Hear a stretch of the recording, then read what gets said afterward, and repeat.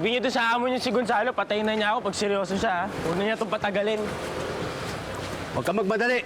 Bibitayin ka rin.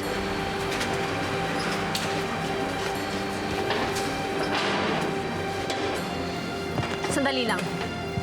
Kailangan ko pang makausap ang kliyente ko. O sige, 10 minuto lang. Wala na ako, Amanda. Salamat din sa tulong mo.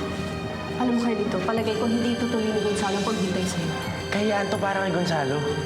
Huwag mo kasi mahina pag sinalungat niya ang desisyon ng kanyang korte.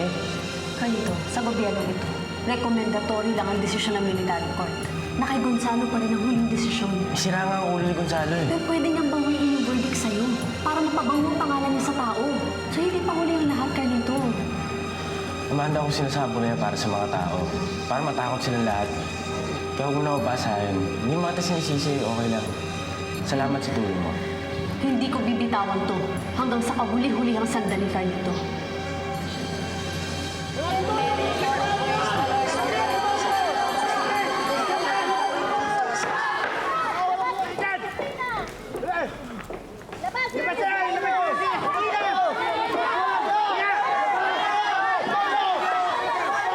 Nagdarasal kami dito. Anong problema nyo? Ilabas niyo si Christina! Wala si Ernestina dito. Sinungaling! Ilabas niyo si Christina! Ayaw! Ayaw! Wala akong kinalaman dito. Tinakwil ko na si Ernestina. Kayo ang gawin na kasalanan, kaya bibitayin si Carlito! Ituloy niyo ang dasal. Tuloy natin ang dasal. Dali. Salihan niyo. Binawi na ni Gonzalo. Tinakda ng korte na pagbitay kay Carlito. Si Gonzalo na daw magsasabi kung kailan ibibitay si Carlito. Kailan daw? Wala pa siyang sinasabi. Ang ibig sabihin lang ng Diyos sa kanila, pwede niyang ipabitay si Carlito kung kailan niya gusto. Pwedeng sa 1 taon, pwedeng sa makalawa, pwedeng bukas, pwedeng mamaya. Ma, hindi ko na kaya to. Ikaw mo pala ng pag-asa. Magkapit ang nangyayaring kinatatakutan natin. Sino pa ba sa atin ang may pag-asa? Nandiyan pa rin ang Diyos at ang mga taong bayan. Malayo pa, Ma. Hindi pa handa ang taong bayan. Huwag kang magsasalita ng ganyan. Ma, kausapin mo si Gonzalo. Sabihin mo ako na lang ibitay nila. Mas kailangan ng anak mo na isang ina. Wala na siguro akong silbi bilang isang ina kung wala si Carlito. Usap sa kanila na.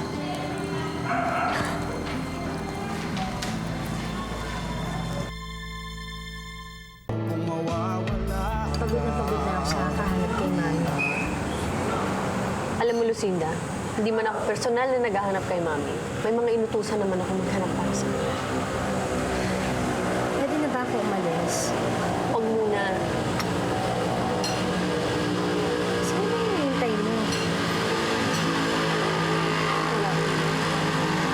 Bakit kailangan mo pa ako? Pwede mo naman hintayin mag-isa. Lucinda, yung iniintay ko, si Aldo, kasamahan ni Julius. Okay? Uupo siya dyan sa kabilang lamesa. May dala siyang dyaryo. O-order siya, maya-maya pupunta ng banyo. Doon sa loob ng dyaryo, naiiwanan niya doon. Nandun ang listahan ng mga contacts na kailangan natin. Okay?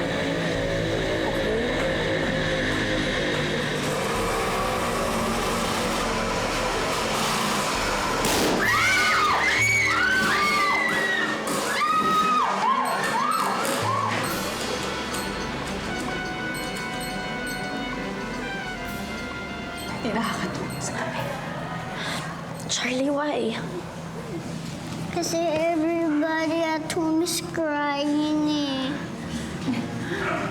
Nakikita kasi kami ng mga tito niya na iyak-iyak. Hindi naman namin mapaliwanag. Why is everybody crying?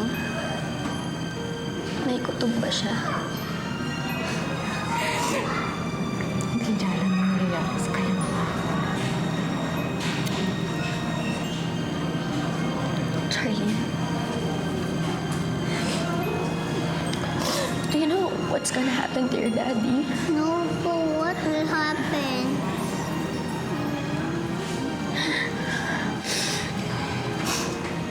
They will take him to a very faraway place. Where is that?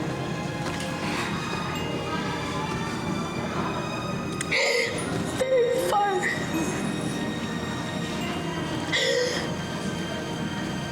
Is Daddy going to take us? Daddy doesn't love us anymore. No, anak. He loves us. He loves us very, very much.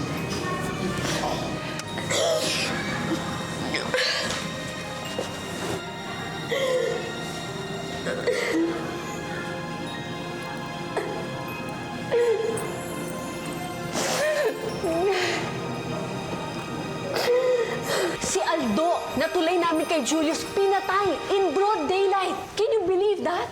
Umaandar na ang death squad ni Gonzalo. At walang sino-sino, walang pinipiling oras ng pagpatay. Alam mo, binibigay sa death squad na yan ang dirty work ng pagpatay. At tapos palalabasin nila ng vigilante killing para hindi mo magbintangan ng militar. So, anong ibig sabihin ito? Hindi na tayo lalaban? Baka lalong magalit si Gonzalo pag nalaman niyang ginagalit natin siya. So anong gagawin natin? Tatahimik lang tayo habang binibita yung kapatid ko? Guada, hindi naman siguro aabot sa gano'n. Oh no, nagiging unpredictable na si Gonzalo. Nagugutom na ako. Daddy, importante po itong pinag-uusapan natin. Naiintindihan pa kaya niya kung anong pinag-uusapan natin tungkol sa bayan? Parte pa rin po siya ng pamilya. Sino ka nga? Si Romina Alejandro. Sino si Iluminada?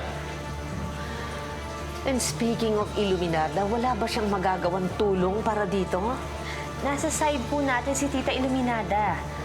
Well, despite that, I think kailangan kumilos tayo at sa pinakamaagang panahon, kailangan gapangin natin kung sino ang pwede natin gapangin. Ang business community, ang diplomatic community, at ang lahat ng contacts natin sa gobyerno. Kailangan kumilos tayo. It's later than we think.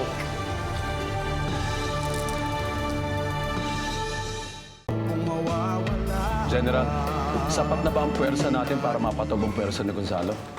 Naghihintay pa tayo ng ilang key personnel mula sa gobyerno na bumaliktad. Sino-sino po ba yung mga yon? Hindi namin pwede pang sabihin yan eh. General, kailan niyo ba inaasahang bumaligtad yung mga yan? Probably mga within the next 2 weeks. You don't have that much time. Oo, pero alalahanin mo. Buhay ang nakataya dito. Pero kailangan po ba nating umaasa sa pagbaliktad nila? Siyempre, malaking bagay kasi. Nasa atin sila. General, baka maunahan na tayo ng mga pangyayari. Baka hindi na kami makapaghintay. Inip na si General Alegre. Kailan ka pa namasukan dito, Inay? Daddy, si Lucinda po ko, anak niyo. Lucinda? May asawa ka na? Byuda na po ko, Daddy. Lucinda, may atraso ka ba sa mga militar? Wala, bakit? Kasi may mga militar sa labas, hinahanap ka. Miss Lucinda Montemayor Adorable, Ako nga, bakit? sumama ka sa amin. Sandali, wala naman akong ginagawang kasalanan, ah. Basta sumama ka sa amin. Alam mo bang wala sa kamay ni Gonzalo ang kalayaan mo? Nasa kamay mo. Alam ko. Mali. Nasa kamay mo. Tigilan niyo na nga ako. Alam mo, simple lang naman eh. Pwede natin gawing simple ang isang komplikado. Huwag na tayo maglokohan pa. Kung ano man yun, nasagot ko ay hindi. Pupurihin mo lang si Gonzalo sa harap ng publiko? Narinig mo na sinabi ko. Well, it's your choice. Bahala ka. Sa bagay, bata pa naman si Rosa Camila. Pwede pa naman siguro siya makapagpakasal pagkatapos niyang mabiyuda sa pangalawang beses. No? Makatakot ka, grabe. Takot na takot ako sa'yo. Ma'am? Anong ginagawa mo rito? Ma'am, pinapunta ko nila ako rito para kausapin kayo. Hoy! Huwag mo bubuksan yan! Baka batuin ako ng mga tao sa labas, ha? Ma'am, nagkakaisa na ang buong angkan para labanan si Gonzalo. Pero kailangan ho nila ang tulong ninyo eh. Wala na akong pera. Ma'am, hindi naman ho pera. Si Ernestina po. Kaya wala na akong impluensya sa babaeng yon. Ma'am, kailangan ho natin buksan ang communication line kay Ernestina. Yun ho ang pakiusap ni Mama Alicia eh. Kasi kung kayo ang makikipag-usap kay Ernestina, baka pakinggan kayo. Sa demonyo lang nakikinig ang babaeng yon.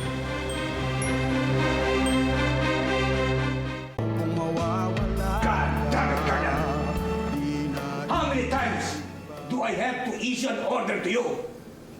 Natigil na ninyo ang pagkalat ng mga proyekto ni Dr. Roque. Another one, another one, another one. Do I have to repeat every order? Pwes, linisin nyo, ipigil ninyo ang pagkalat ng mga proyektong yan. Do you hear me? Do you hear me? Yes, sir!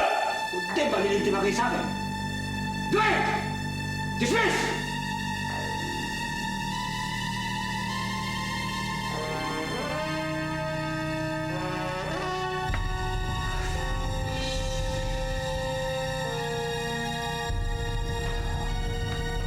Oh, ano na namang... I'm sorry. Carl. Nakita mo na ba ang mami mo? May masama po bang balita?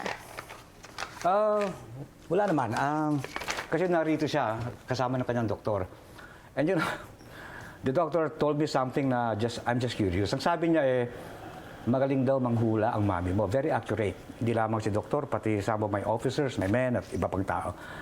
Sabi nila, ang pagkakasabi sa akin kung anong sabihin ng mami mo ay natutupad, nangyayari. Nagkataon lang po yun. Oh, really? Kasi hanggang ngayon daw sa dami-dami ng hinula wala raw mintis miski na isa Bakit ba ako narito? Ano bang connection sa... Well, kasi ayaw magsalita ng mami mo. Mami! Oh, guard. Sige, carry on. Just stay out. So, and how is our modern-day but female Nostradamus? Bakit siya nakaposas? Hindi naman siya kriminal, Well, that is for her own good. Gusto mo makakaula siya ulit at magagala-gala na naman. May mamamatay. Ano raw? May mamamatay. Ha? Namatay ang mosquito. Namatay ang...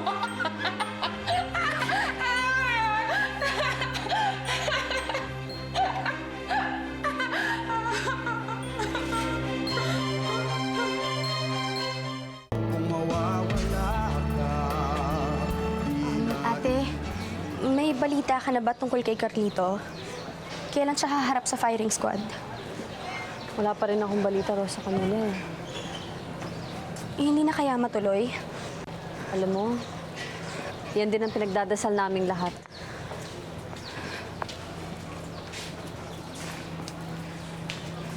Rosa Camila, ito nga pala bigay ni Carlito. Bakit bukas na to? Pasensya ka na. Binuksan ng gwardiya At saka ito, gamit na t-shirt ni Carlito, pinabibigay niya.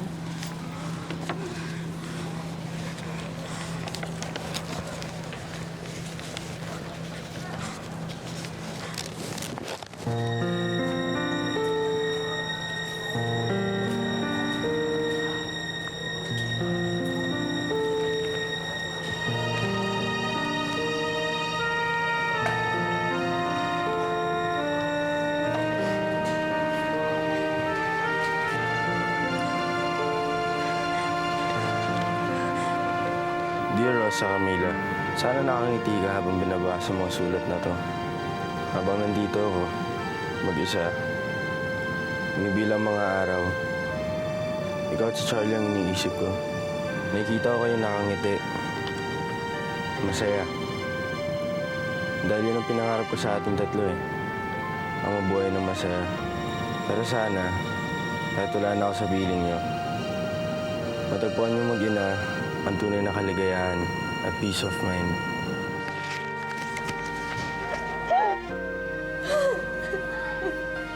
Janina, ano ang mga nakikita mo sa mga hinaharap, sa mga pangyayari?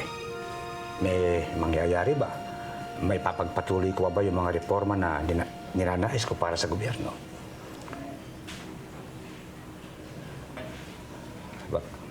Ba't di siya sumasagot?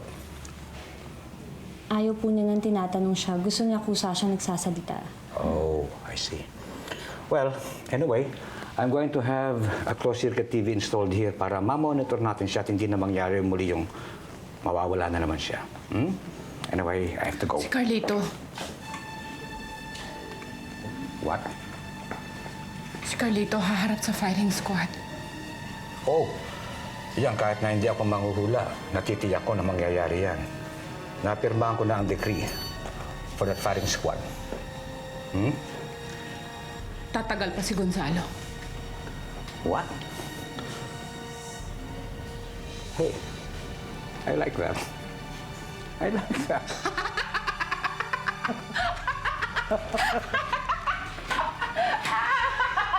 I like that. Ano na naman kahayupan to? Mauna ka mamatay kaysa asawa mo! Mga hayop! Mga animal! Tigil ka, masyado kang maingay, ha? Anong sinabi mo? Ulitin mo yung sinabi mo, ha? Nararamdaman mo ba yung balan to? Ha? Ha? Ha? Ha? Boom! Baba, bilang na oras mo. Ano last request mo? Sabihin mo nga sa akin, ha? Meron ka bang hiling? Pagkain.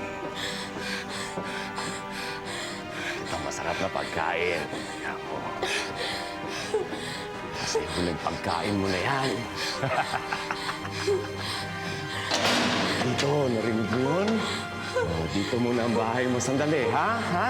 Maupo ka dyan. Oh, huwag mong tatanggalin yung piring mo, ha?